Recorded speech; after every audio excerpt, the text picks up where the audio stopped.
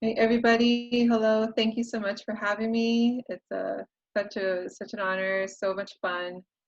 So my name is Melissa, and I'm a registered dietitian and currently working a dialysis unit. And I also love teaching about plant-based nutrition. And so today I wanted to just touch on plant-based nutrition and kidney disease. So we'll get into different factors of what kidney disease is and how do we get to that state and how to prevent it. So what are the kidneys? I guess should be the first topic we can talk about. And what is kidney disease? So the kidneys, you can see there's an image here on the side in blue and yellow. Those two yellow bean-shaped on the image is basically an image of our kidneys, and they're located right below our rib cage. Healthy kidneys can filter about half a cup of blood every minute, removing waste and extra water to make urine. So when the kidneys start becoming diseased, which this is a progressive disease, it means that basically the function of your kidneys is starting to decline. And this happens over time. And I'm going to talk about in the next slide different stages because the kidneys get damaged little by little.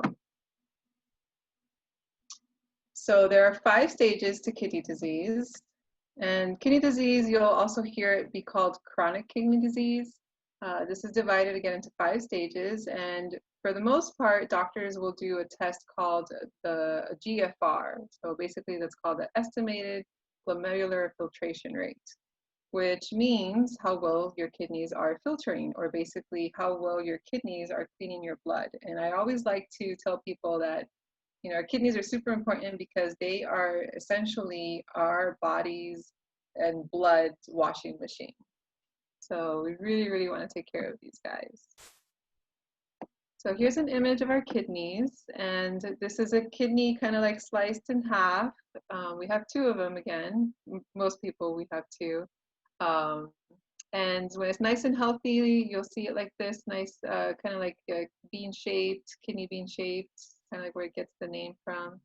And you'll see that we have blood vessels and veins, and then these little tiny guys you'll see like entering on the kidney tissue are capillaries, so little tiny blood vessels. So blood goes in through our kidneys, and all these are fibers in there, and they basically help filter our blood. Over time, and I'll talk about this as we continue in the slides, I'll talk about how these basically get damaged and how kidney disease progresses.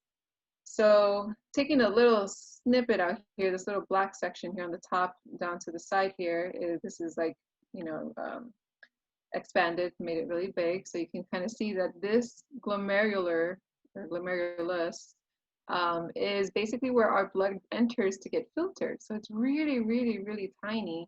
And you'll see that there's veins and arteries that connect here because blood is going to go into the kidney and into these glomerulus and get filtered, and then waste goes down into these convoluted tubules down to urine. And then healthy blood kind of stays behind and it goes back into our blood vessels and back into our body to recirculate. Of kidney disease. So yes, they're kidney beans, hence where the beans get the name from, because our kidneys are shaped just like them. And so the different stages, and basically the way the damage to our kidneys is graded is in percentage. So most of us with healthy kidneys, probably since we were born till mid-age, we're all probably like around 90% function of our kidneys. And then as we get older, this can be progressive as we just, getting older, just like with everything. And then it will start to lessen the function. So we go through different stages. However, with certain diseases, we can get closer and closer to less function in our kidneys. So you can see here there's stage 2 at a certain percentage, stage 3 at a certain percentage, and stage 4. So when we get to stage 5 here with the really wrinkly, dark colored kidney, that's stage 5. And that means that your kidney is working at 15% or less. I've had patients that are in stage 3. They're at 30 to 60%, and they don't even know it. You know, they go to the doctor, and doctor is like, oh yeah, your diabetes, we're gonna take care of your diabetes, and they totally look over the kidneys. And it's unfortunate because this is something that we can prevent the progression of it going to stage 4 and stage 5. So, and I've seen people at stage 4 that I'm like, ooh, we have to send you to a nephrologist and start getting you ready for dialysis, which is what I'm going to talk about now next. So when our kidneys start to fail, I need to close my little guy here. Okay. So when our kidneys start to fail, we develop basically end-stage renal disease. And your body basically is losing its ability to clean your blood and help keep your system balanced.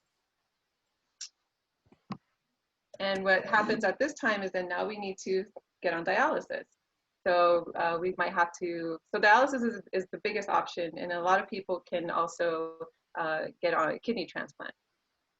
And dialysis is a treatment for people with kidney disease. Other people can also be on dialysis, not necessarily for kidney disease. There's other conditions which I'll talk about later. But for the most part, it's for people with kidney disease. I need to, there we go. Keep moving the video. And so this is a quick little image of what a dialysis machine looks like and a person set up to it. And at the end of this presentation, if I have time, I'll try to show you guys a quick little, very easygoing video on what dialysis looks like. But yeah, the gentleman is hooked up, and most of the time it's through the arteries and veins. And through the arm is the easiest and safest, cleanest way to go. And it'll go through a machine and it'll get cleaned up and it goes back into your body.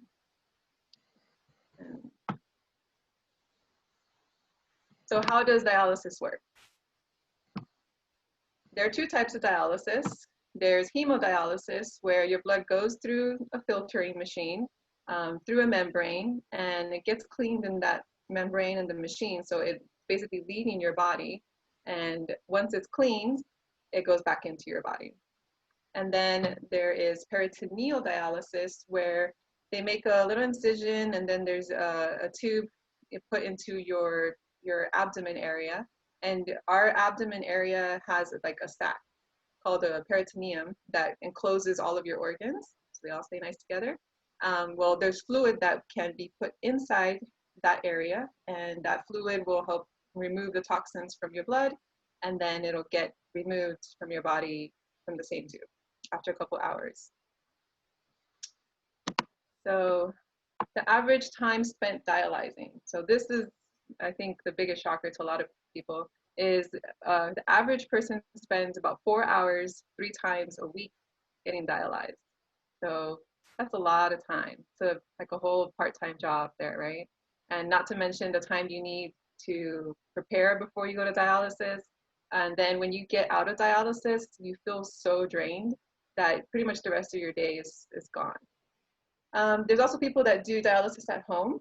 And this is becoming like something that we're really encouraging people to do so that they can have a better quality of life and they can spend more time with their family, because they can do it at the convenience of their home, you know, especially if they have someone to help them.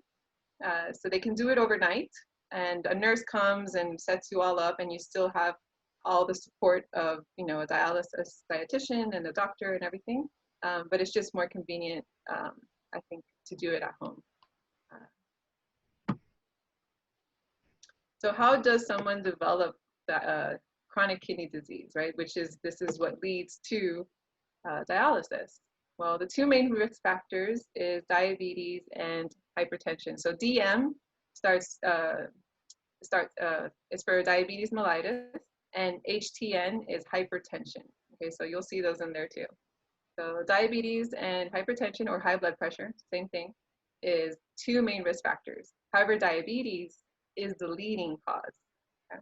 So 1 in 3 US adults are at risk of developing kidney disease. And in fact, anyone is at risk. But sometimes some things can make it more likely to happen to certain people. And so, okay, so we'll talk about the blood sugar, right? A lot of people who have diabetes, they'll say they have high blood sugar. That's how it's known, and it's easier to just to say it that way. But that's not it. That's not the big picture. It's not that, oh, I just have high blood sugar. There's a lot going on in your body when you have all this sugar going around in your blood. So all this sugar in your blood causes damage to all of your cardiovascular system. Your cardiovascular system are your arteries, your veins, your capillaries, right? And of course, it attaches to your organs throughout your whole body. So from head to toes. And where does all of this blood in your body go to get filtered? Hopefully you guys are all shouting, your kidneys. That's exactly where it goes. So it goes into your kidneys, okay? So so all this sugar, if you think about it, it's literally almost like scraping away. I know it's kind of hard to feel that, but it's literally scraping away inside your arteries and your veins, causing a lot of inflammation. It's causing damage to the arteries and veins and the capillaries. And kind of like when you get a cut, right? Immediately your blood goes to the surface, and you have all these antibodies that come over and they try to heal you, right? They create like a cover to protect you from pathogens coming in. So inside our body, almost the same thing happens, but it's not so good for us when it happens inside our body, because our veins and our capillaries and arteries are already very tiny inside of our body. So then now to have plaque accumulating, even though it's trying to protect you, it's gonna prohibit blood flow, okay? So it deprives parts of your body from getting oxygen-rich blood. So this essentially, again, happens to our kidneys. This happens to a lot of organs in our body. I'll show you guys around the corner. So other complications can happen to our mouth. So a lot of people develop gum disease when they have diabetes. A lot of inflammation in the gums, a lot of bleeding. There's also nerve damage, and nerve damage, we have nerves all over our body. So it's not just one certain place. So it can happen anywhere. And a lot of people usually get damage to the extremities of their body. So it can be either their hands or their feet. Usually it happens mostly in our feet. And people start to feel tingling in their feet. And then eventually it could be that they don't feel anything at all and they don't even notice it. Most people will be like, I don't know, they might have stepped on something, and then later down the day, they're like, oh, why do I have blood on my socks? So they didn't even notice that they stepped on something and they're injured. There's also eye vision damage, glaucoma, cataracts. There's digestion issues, sexual dysfunction, bladder problems. A lot of people develop incontinence, and amputations. So the amputation kind of leads back to the nerve damage. There's so much nerve damage happening to certain extremities that there's no blood flow, right? So if there's no blood flow, there's no oxygen getting to those parts of the body, and then infection creates, and there's going to have to be a need for an amputation. So now let's say, oh, well, I don't have diabetes, okay, but maybe you're at risk, or you have already have high blood pressure. So if you can see in this image I have, there's 3 blood vessels, and the one blood vessel here is pretty healthy. It's nice thin walls. You can see that it's all nice red, and it looks all just very nice and clean, that where blood can flow through, right? So we can see like it's all nice clean walls. And over here in the middle, we have a little bit of increased pressure in the walls. So that's when some people might develop pre-diabetes, or they have a little bit of high blood pressure. And that's what a lot of people like to say, oh, I just have a little bit. But this little bit, you can see it's already starting to create some damage. So we're starting to have some increased pressure on the walls. And again, if you think back to our arteries, they're very, very tiny, like thinner than a coffee straw, right? They're very, very small. And so now you're starting to develop a little bit of plaque, and blood is going to start to have a difficult time to get through these artery walls. And then here, the third one, there's lots of plaque buildup. So this is probably years of high blood sugar, high blood pressure, unhealthy diet, where stuff is starting to accumulate on our artery walls. And so it's limiting how blood can move through the veins and the arteries, okay? So that's hard. So it's kind of like squeezing the water hose, right? So now you have this backup pressure of blood, and then little bits of blood to make it to the other end. So not very good for us. A couple other conditions. It can develop with high blood pressure, stroke, vision loss, heart attack, kidney disease, sexual dysfunction, and heart failure. So these two conditions are also very known as the silent killers, because a lot of people don't have symptoms for a long time, or they get used to how they're feeling, right? A lot of people are like, oh, but I don't feel anything, like I feel fine. You know, yeah, I'm a little tired, I just didn't sleep well last night. And that just kind of becomes, you know, the norm for them. So, but it's known as a silent killer because it happens over time. And this needs to be addressed quickly, right? So we can prevent these problems from happening. So now if you don't have any of these, you might be thinking, oh, well, I'm good then, you know, I don't have to worry about it. But we all want to be in a preventative mind frame as well, right? Because there are other conditions that can lead to kidney disease. So inherited diseases like polycystic kidney disease, which is basically caused by a bunch of cysts that accumulate on the surrounding tissue of the kidneys.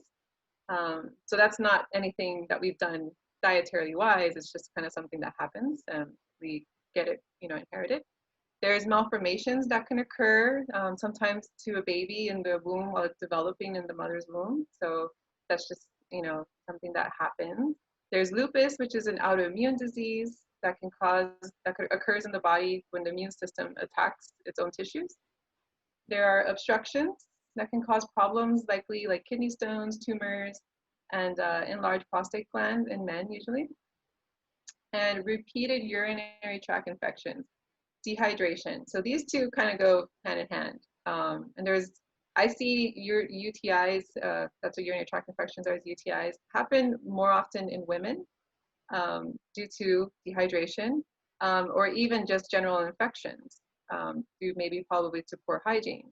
So if you had a history of developing urinary tract infections in your younger life, it could have caused some damage that now it could start to develop. Or maybe even in your current life now. Maybe now, you know, we're so busy that we all forget to drink water throughout the day, right, to stay hydrated. So, and people develop urinary tract infections. Sometimes people are sick, you know, they just want to lay in bed all day long. They're not drinking water. Maybe this happens often, develop urinary tract infections. So this infections, bacteria goes back up, you know, down from your bladder to your urethra, back into your kidneys. And it's kind of like an acid reflux kind of thing, but happening in your kidneys. And that's not good. We don't ever want the waste that was already to be urinated to go back up to the kidneys. It's just not good for us. And then dehydration, I literally just think of them as my kidneys just shriveling up. You know, they're just drying up, and then, you know, if you don't keep them hydrated, there's no way of them coming back up. And then trauma. So trauma, or AKI is acute kidney injury. So sometimes, to give a quick example, people can be in a car accident, a very severe car accident where it caused a huge traumatic event to their body as well, and the kidneys can shut down. Okay, and this, for the most part, is temporary. The body kind of like wants to take care of everything else to heal, so the kidneys kind of like go on this rest mode. I wish it didn't, but it's just what happens. So that's kind of like an example of what could happen when it's an acute. So acute is temporary, okay, whereas chronic kidney disease is ongoing. And people with AKI, acute kidney disease, they can also, again, develop, it could worsen if it's not taken care of immediately, and develop kidney disease and then renal disease and so on. So how do I prevent these diseases, or to prevent the progression of them? I like this little baby. I'm sure a lot of you guys are like, well, how do I prevent it, Melissa? So I think, you know, we're all living in this progressively getting busier and more unhealthy states and very expensive times, right? Food's expensive, medicine's expensive, go to the gym, it's expensive, and we're busy. I mean, a lot of us maybe might be working from home or not, but we're still, you know, busy doing stuff, taking care of our family, and probably not eating very healthy. Right? That's kind of like the general public, right? We're just, everything is faster, quicker, and more expensive. So we're all left tired and sick, and probably with less money. So what do we do? What diet or lifestyle should I follow? Everybody, it's just like the big question, like, what do I do? How do I eat? And and again, this presentation is not to steer you one way or another. I know, I think a few of you, I saw questions about like, what is vegan, what is vegetarian, what is ketogenic, and so on and so on. And if you have other questions about those, I can talk about it towards the end. But to give a very quick little touch on these, a vegan diet is basically to not eat any animal products. Okay, no eggs, no chicken, no fish, no poultry, no milk. So no anything that comes from an animal, vegans do not touch it. Or at least they do the best not to. And then a vegetarian diet, that one can be broken down into different categories. So vegetarians basically is almost the same as a vegan diet, but they might eat fish. So they're called pescatarians, or maybe a vegetarian that eat eggs. So they are called ovo-vegetarians, or milk, and so on. So they might eat one animal product or something like that. They're a little bit more flexible, I guess. And ketogenic, I wanted to make sure I touch on it because this has become quite a craze lately. And ketogenic diets are not developed for what the world is using it nowadays. Ketogenic diet was developed for people who suffer from epilepsy, right? The fat content, the high fat content, it's a high fat, high protein diet. That's all it is. And it really pushes away carbohydrates and sugars and fruits from the diet so that the person can save the stomach space and the calories for fat and protein. That diet was developed for people with epilepsy because the fat content helps kind of coat the neurons to prevent the synapses from happening. That provides to help prevent the epilepsy shocks, right?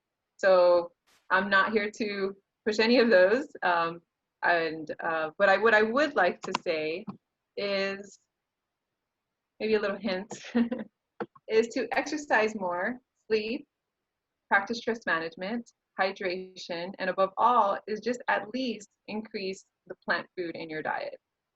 Okay, I think it can't get any simpler than that. And I know many of you guys are following through with Flux or even past classes that you've taken with stress management and exercise. So hopefully now just giving you a little suggestion here that can help set you on the right path.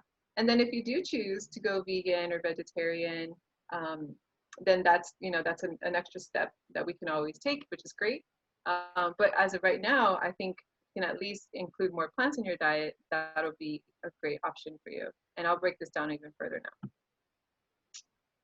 So foods that we should maybe try to start limiting or avoiding so that we can start creating a healthier pattern are foods. So foods that we want to limit or avoid. So foods that are naturally high in fat, high in oil, fried. So saturated fats, trans fats. Those are the two big, really saturated and just not good for us oils. Okay, these really clog up your arteries. You can see those on nutrition labels. It's very easy to just find saturated fats and just be like, okay, not this. And then cholesterol. Cholesterol is a bit of a, I don't know how to yes or no kind of thing, because our body does need cholesterol, but our body also makes cholesterol. So it's not necessarily something you need to have so much of. And then we want to definitely limit the salt shaker. So hopefully you guys are not rolling your eyes too much.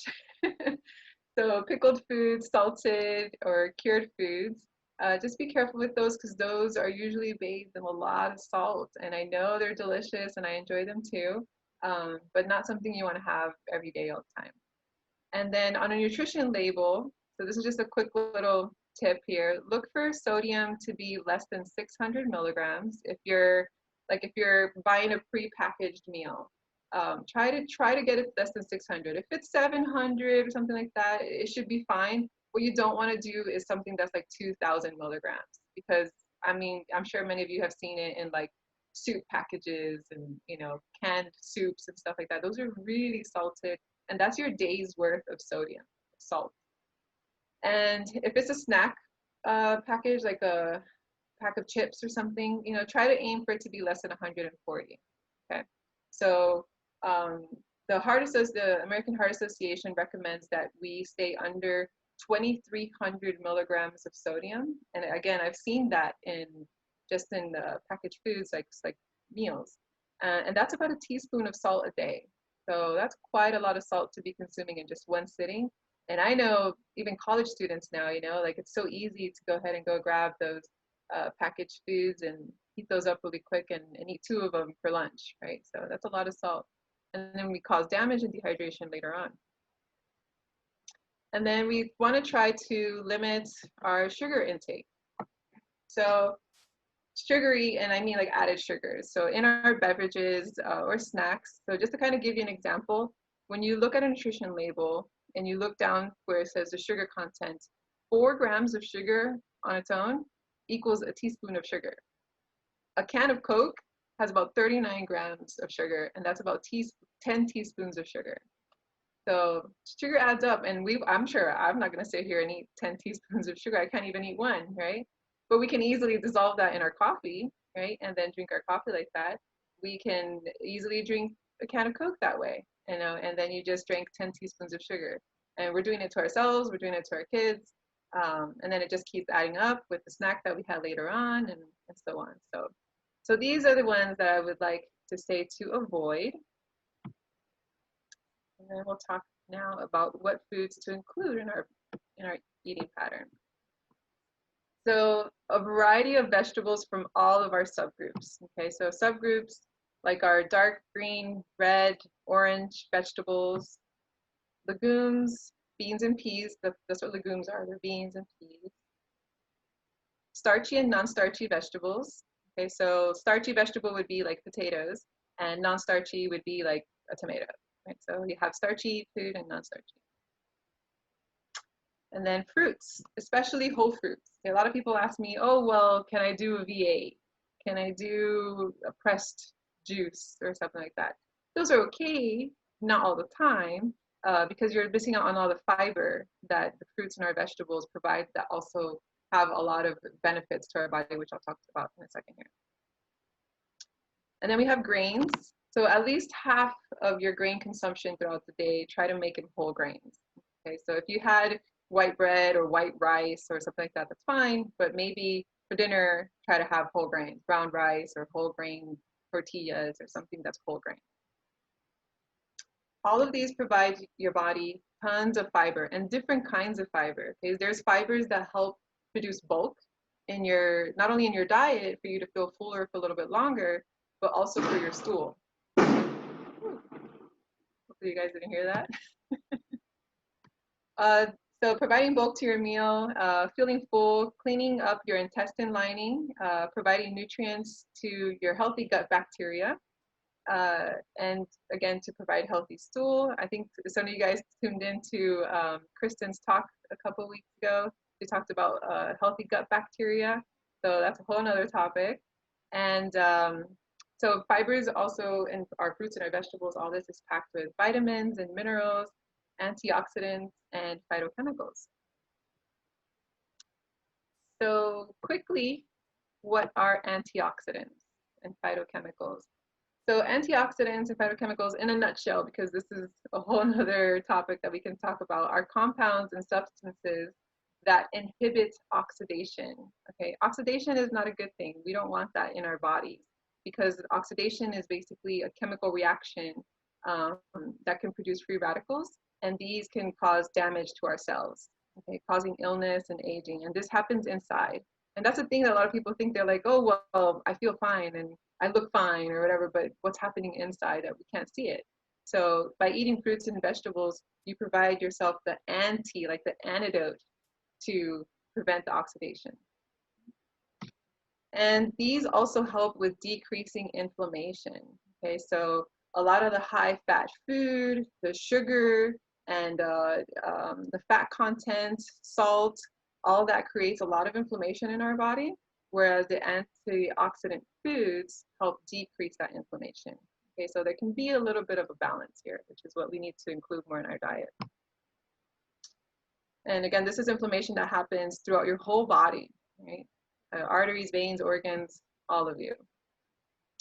So here I put some examples. If you guys have ever heard of My Plate, And if you've ever taken a class with me before, I talked a lot about this, where I talked about making half of your plate fruits and vegetables. Okay, and if you want to make it all vegetables, that's great too. Then have your fruit later. But you can see there's different ways that we can do this. I think a lot of people, we struggle with like, how do I eat so many vegetables?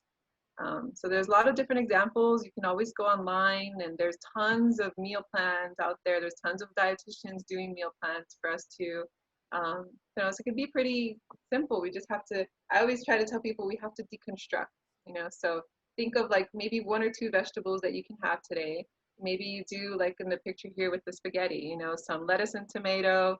Maybe if you want to add a 3rd vegetable, do some broccoli, and then some noodles, and throw with some sauce, and maybe make it with beans or tofu or whatever your choice of protein will be. So the point is to create a rainbow with our plates, or just in our diet, just to include fruits and vegetables. Okay, so you're might be asking yourself, how do a lot of people ask me for meal plans. Oh, I want a meal plan. Just tell me what to eat. Tell me what to do. But we can do this on our own. We just have to plan. So I'm going to give you an example on how to plan, how to set goals, and how you can achieve these things that you want to do in your life. And we just have to plan it out. Okay, and that's the big thing. So by making SMART goals. Okay, so our goals need to be SMART. They need to be very specific, motivating, right? Because you're going to want to do this. We have to make it achievable, realistic above all, and time specific. Okay, so and this again takes a little bit of planning and sitting down and writing these things down, but it'll help you plan your goals. So let's say for my goal, which I chose for this presentation today, I want to walk. My end goal, my big picture goal, is that I want to walk for 30 minutes per day, 7 days a week. And what motivates me is to use my Apple Watch. Okay, that motivates me. I like to close my rings and do challenges and stuff like that, and it keeps me on track. And then I can see what I've done in the past, and it kind of keeps me motivated. What makes it achievable is either having a walking partner, or talk to someone about your goal so they can hold you accountable. They can be like, hey, did you go for your walk today? Or let's go for a walk. Or even keeping a gym bag nearby, ready for when you get home from work, you're just ready to go. Or keep your clothes ready, your shoes and all that, so that you can wake up and go. And then to make this very realistic, we want to maybe do it in smaller pieces first. So maybe you start to walk 10-15 minutes every day, or maybe every other day. That's what the EOD stands for, every other day.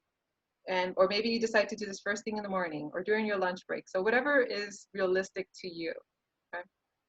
To me, it's probably when I get off, when I get home from work, or for other people, it's like in the middle of the day through their lunch break. So again, whatever works for you, you carve out that time so that eventually you reach your time-specific goal, which is to walk your 30 minutes per day, every day. Okay?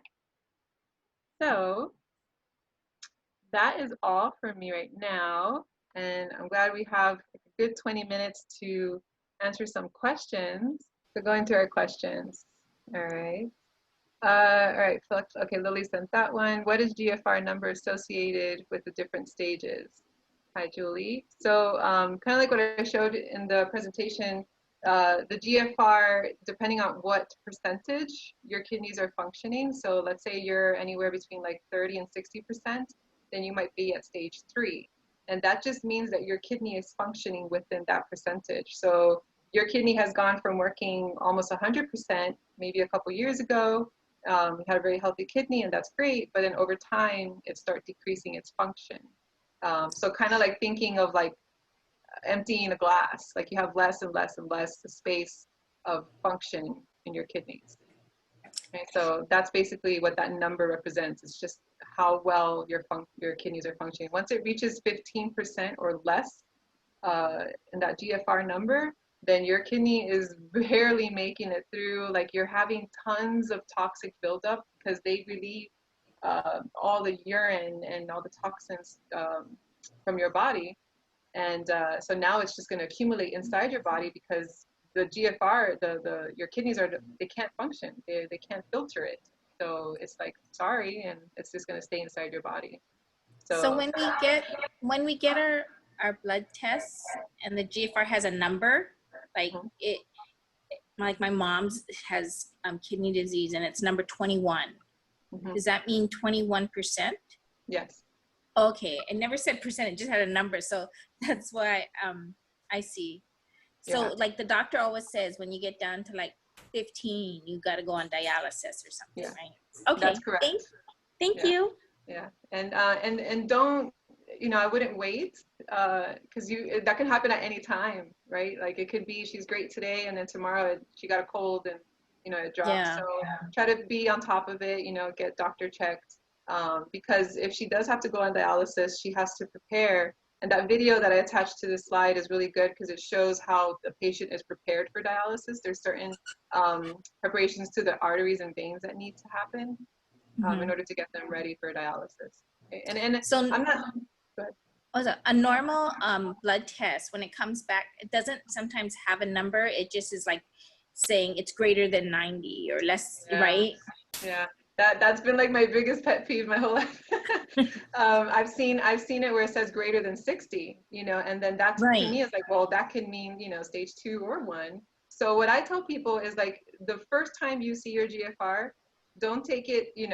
If you see 30, don't be like, oh my God. Take it and be like, okay, let me get tested again to make sure, right? And then they can say, okay, let's go to a nephrologist, which is a kidney specialist. And then they can do further testing to really narrow it down and make sure that this is what's going on.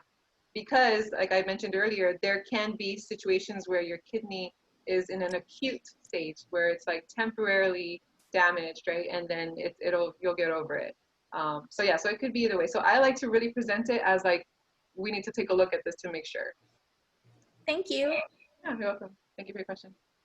All right. So if you consume too much sodium in a meal, sorry, could you offset it with higher water consumption?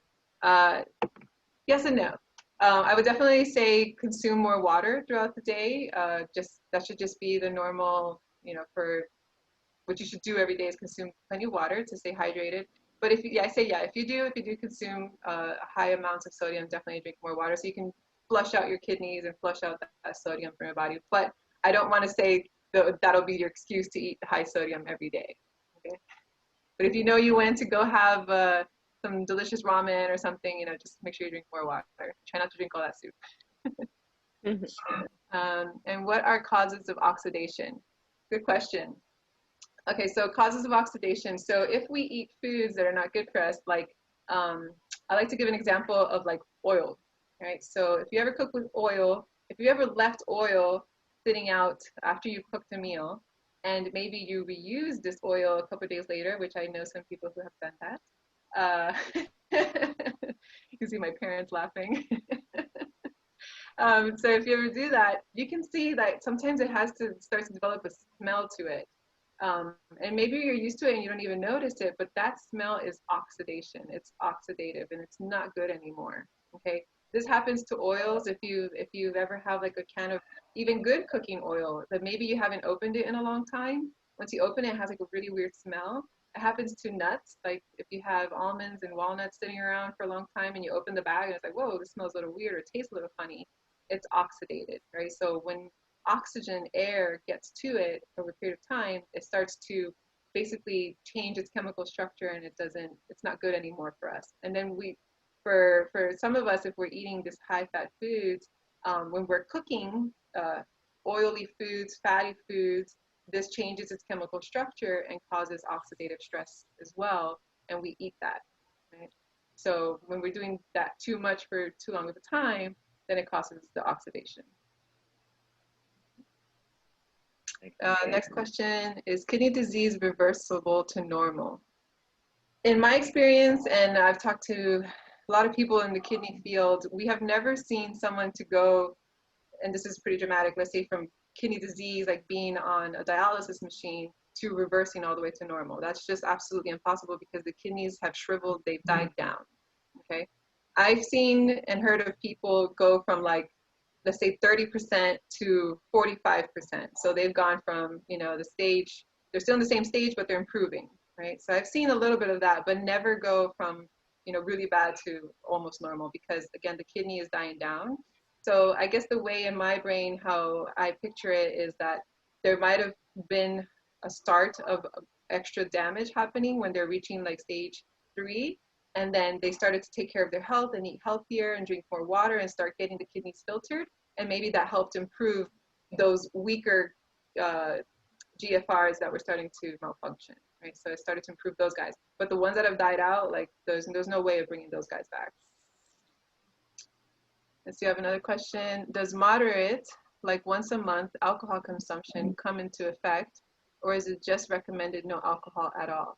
I'm going to take this in general. I'm not sure if you mean towards just diabetes or high blood pressure, but I would say in general, moderate consumption of alcohol is okay.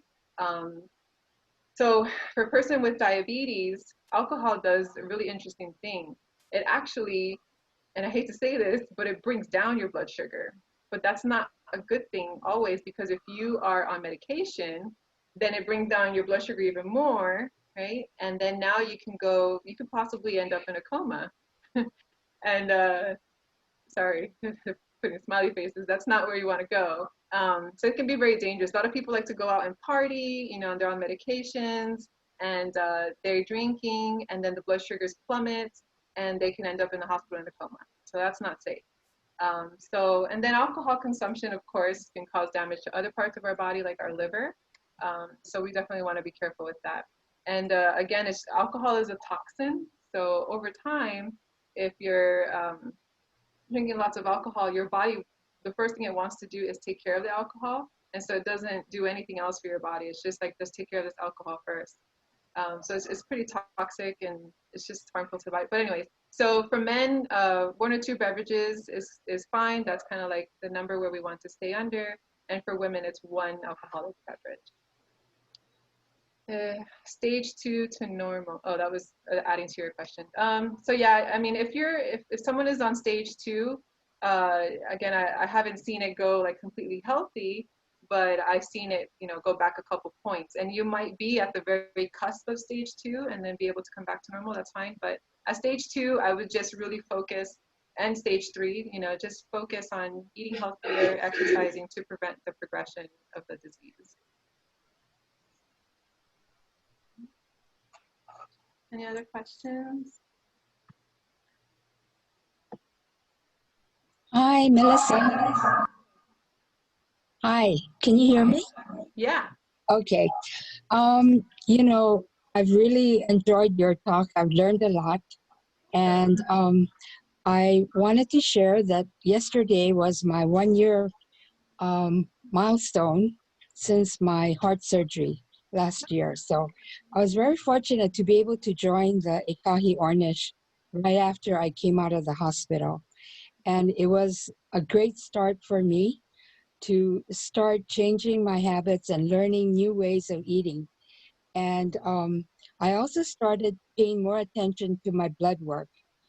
Prior to that, I really didn't understand what everything meant. But now I look over every single item on my blood test. And at the time, one of the last few tests, I had met with you because I told you that my primary doctor was very concerned about my elevated potassium. And I never did pay attention or have any problems with potassium, but you met with me and shared all the high potassium and low potassium fruits and vegetables. Mm-hmm. My kidney doctor felt that my levels may have been affected by what I was eating on the Ornish. And sure enough, most of my fruits and vegetables were in the high range. Mm-hmm. So I switched to the lower potassium fruits and vegetables, and now my levels are much better in the normal range. So, it's really a learning experience, trying to find out what I need to know to make better decisions. And so I really appreciated your help. Thank you, Gail. I Good just job. did my blood work. My kidney doctor recommended 10 different tests. So he just went over them yesterday. And so his thing was that I need to keep my A1C below 7, which I've been doing, to keep my blood pressure at least 130/80. That's an area I'm still working on with my cardiologist. And to increase vitamin D3, Mhm. and also my uric acid level went up, and he thinks it could partially be due to one of my heart medications, but I should also go on a low purine diet. Yeah. So my challenge now is what to do, like what is the best way to set realistic goals for myself with heart issues, diabetes issues, and now the high uric acid or Mhm. level, which is not really bad, but he thinks I should control it through diet. So So, the uric accumulation is also due to high protein diet. So when that's another thing, and thank you for bringing that up, because when we are in kidney disease, let's say stage 3, stage 4, we are actually telling patients, okay, you need to cut back on your protein intake. And I know that's kind of hard for us in the world we're living in because everything is bigger size, more portions, high protein diets. And then animal-based proteins is a lot more condensed type of protein than a plant-based form of protein. So it puts a lot more stress on our kidneys to help filter out that protein.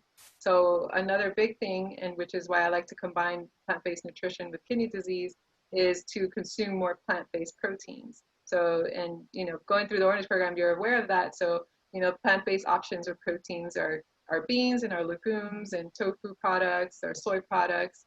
And then there's other type of like meat alternatives that you can always include, but the plant-based portion or option of protein is going to cause less damage and harm to your kidneys and less uremia to accumulate in your body. Because basically that's what's starting to happen. You're starting to accumulate the waste in your blood. So yeah, so I would say maybe starting to cut back on your protein. yeah, thank you. I think it's very serious for me to pay attention to that. And when I had my heart surgery, I suffered damage to my kidneys from all that trauma. So my levels were super, super low in the hospital, Yeah. PFRs and, the kidney functioning. And now they're much better, but uh, I still have kidney disease as a result of diabetes. So my main challenge is to stop the progression and to keep, eating healthier, which has made such a big difference in the past year. Mhm. That is my biggest challenge. So that's why I need to learn more about kidney health, and I appreciate your talk. Yeah, awesome. Thank you And for sharing. yeah, and I wanted to know, like, are you available for individual consultations? I'll have Naoko share my information with you and all of Okay, you guys if you're interested. okay. And one more question. I have a buddy, a close friend, whose son just started dialysis. So we're always talking about what to eat and how to, you know, keep our kidneys functioning well. Um, is there any way that she could view this presentation and what you So, shared? so Naoko, I believe, is going to share the recorded version with all of you who were attending today. So you'll be able to watch it over again later. Um, Okay.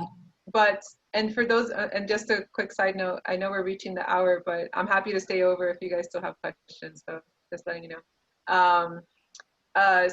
But for a person on dialysis, their diet is, I encourage the same. I still encourage a high plant diet. But for a person on dialysis, they really, really need to eat actually more protein. It's because they're going through, their blood is being filtered through a machine that a lot of good nutrients also kind of like stay behind. And this is probably a topic for another day, but there's so much inflammation continuously in the body that they require more protein. So the diet for a person on dialysis, and for everybody, it's a lot more individualized. But still, eating plants will definitely benefit them. But it needs to be catered a lot more, to their blood work because, again, they don't have the kidney function to excrete potassium and phosphorus and calcium and all these buildups that are occurring because of not having functioning kidneys. Thank you. Let's see, I think I have one more question here. Why do some on dialysis look great and lose weight as others do not lose weight? I think that's kind of, I think it varies per person, just like someone who's not on dialysis. You know, there's people who, I have people on dialysis who are exercising, who are doing well, who are still taking care of families, who are working. So they're still trying to maintain a good balanced life, and they're able to eat healthy to do so. And where there's others that unfortunately they kind of been doing this for too long, or they've been diseased, like they've had maybe, you know, diabetes or extra weight on them and whatnot, that once they get to dialysis, they're just like ringed out and they're tired, and you know, a lot of people just kind of lean back too much, and they don't have that motivation to do better or to maintain their health. So that's kind of like, I guess, where I've seen a little bit of that, where people won't lose the weight, and it'll benefit them to lose weight. Another problem with dialysis is that people retain a lot of fluid, you know, because again, they can't urinate. So all this fluid accumulates in their body, and it's, you know, having 4 cups of water is all they can have for some of them in a day, you know, whereas I probably drink like, I don't know, like 15 cups of water a day. So the water retention is also a big attributor to their weight. And then the blood sugars is really hard to control. So that increases weight. A lot of them are on insulin. So yeah, so there's a lot of different factors as to the weight. Let's see, I have another question. Hopefully that answered the question. Thank you. Oh yeah, no, I had 2 cousins, same dialysis, and one increased weight and one dropped. And it was like deja vu. So I was just wondering. Yeah, it's very individual. You know, there's some people that I'm like, gain weight, please, you need to gain weight. And they're like trying, and they're trying to eat, but you know, the dialysis pulls out so much energy off of them that for some people, they have good metabolisms and they're able to maintain a certain weight, whereas others, they just gain a ton of weight. Let's see, what does an AFV, oh, the African American. So for the blood work, they use a non-African American, I don't know if it's African American, I don't remember exactly. Maybe the nurses can correct me on this. But anyway, there's a non-African and then an African type American test that they use. And I think it's related back to African Americans having more progression of the disease. So I would just go with the non-African American. That's basically what I go off of. How many cups of water to drink for proper hydration? Is coconut water good for hydration? Yes, coconut water is excellent. It's good for hydration, but I would try to stick to just regular clean old water as much as possible. And then for how many cups of water, I knew that question was coming. I would say, you know, the rule of thumb for everybody is to do at least 8 cups of water a day. And some people also like to say, oh, try to do half of your weight in ounces. But if we have an extra couple pounds on us, we might not want to do that much water. It might be kind of hard to do so. So I would just say, just try to stick to, you know, 7 to 8 cups of water. I would say try not to get to the point where you're thirsty, like I am right now talking so much. But, you know, feeling the sign of thirst means that you are already starting to develop a little bit of dehydration. So also a lot of people tend to think that, or confuse the feeling of thirst with hunger. So pay attention to your thirst, because maybe it's that you're thirsty and not hungry, and then, you know, go overeating. So try to be sipping on water throughout the day. And I know it's hard because you might be working and then we don't want to have to keep on going to the restroom, but this is a natural process of our body, and people, you know, you have to understand that you have to go shishi, you know, you have to go to the bathroom, and it's good for your kidneys. That's another thing, you want your kidneys, again, to filter your body. So if you're urinating and your urine is like a dark brown or a dark orange, then that's dehydration. You know, you're having a lot of toxic buildup in your kidneys and your urine. So we want to try to keep drinking water so we can flush that out, and that helps to prevent urinary tract infections and, again, the kidney disease. Is hot water better than cold water for hydration? I think that's to your own, you know, if you drink more one way or another, that's up to you. Once it reaches your digestive system, like it'll come down to your body's temperature. So I would say like lukewarm water is probably better, so you don't use so much energy to get it down to normal temperature, but either way it's fine. Does adding sugar-free flavored powders to water still count as a cup of water for hydration? Yes, it'll still count as water, but we still try to encourage people to just drink plain water. If you're not a water drinker, then yeah, I would say then yeah, drink, with the, you know, drink with the sugar-free, like Crystal Lights and stuff like that. Actually, I prefer not so much sugar-free, but stevia. So Crystal Light and whatnot, they came out with like a stevia sweetened beverage powder stuff. So those are better than the sugar-free stuff because the aspartame and all those artificial sweeteners, they actually are not so good for our digestive system. So sparkling water is excellent. I'm actually developing a new love for sparkling water. So yeah, so those are actually really good. Definitely sparkling water. What about IV hydration? So hopefully you don't have to get to that point of an IV hydration. But I mean, if you end up, I don't know, can you elaborate a little bit more on that, Ender? I guess if you end up in the hospital or something like that, yeah, but hopefully that's not something you have to do all the time.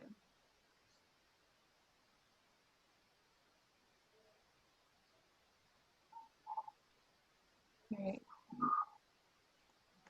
Okay, well, hopefully that answered your question. Hopefully the IV is not all the time. All right, guys, well, if there's no other questions, I'm so happy to be here. So thankful. Thank you for your time. Oh, Lily, I think elaborated. There are some, oh, okay, the IV beverages. I've seen those at Costco. I think those are full of like electrolytes, right? So like potassium and whatnot. So be careful with that. I'd rather you just get, like, that's like drinking Gatorade or something, right? So yeah, you'll feel hydrated. I would say if like it's post a really, intense workout, if you were outside in the sun all day long, where you're sweating out all your electrolytes, then yeah, that should be fine. But in general, just drink water. Okay. All right. Thank you. Thank you. Thank you, guys. So good seeing everybody. Thank you all for logging in. I got to see all these familiar faces and new faces. And to your family. Oh. And my family's here.